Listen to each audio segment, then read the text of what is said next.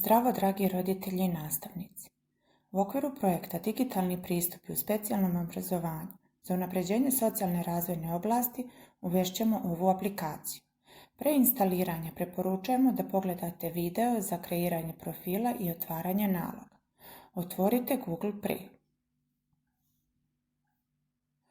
U pretraživaču ukucajte Lako sa Markom.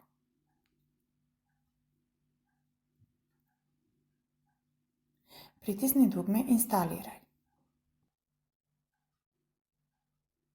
Nakon instaliranja pritisnite dugme Otvori.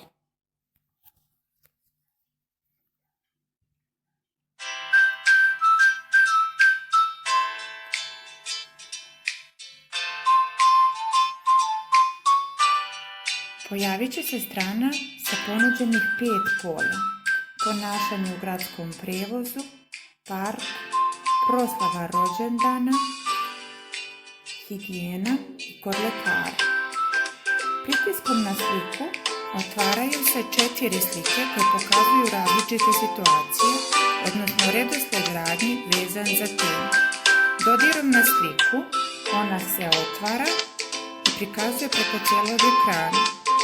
Kada se slika otvori pritiskom na sliku zvučnika u donjem desnom uglu, može da se pokrene i audio zapis. Stojim na stanici, čekam autobus. Držim mamu za ruku. Za povratak na početnu stranu pritisnite strelicu u donjem levom uglu.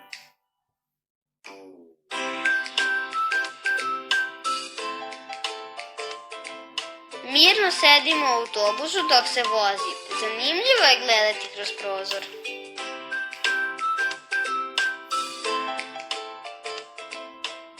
Autobus je stigao.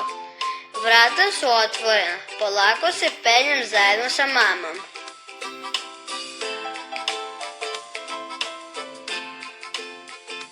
Autobus je stao. Vrata su otvorena. Polako silazim. Mama ide sa mnom. Aplikacija Lako sa Markom je namijenjena deci sa teškoćama u komunikaciji, ali je mogu koristiti i deca iz tipičnog razvoja kod kojih je neophodno stimulisati razvoj komunikacije od najranijeg uzrasta. Cilj upotrebe ove aplikacije je da deci omogući snalaženje u svakodnevnim situacijama, stimuliše razvoj komunikacije. Osmišljena je tako da na zanimljiv način kroz situacijalne scenske priče prati redosled događaja. Aplikacija je korisna za razvoj socijalnih veština, usvajanje redosleda određene aktivnosti u cilju razvoja samostalnosti.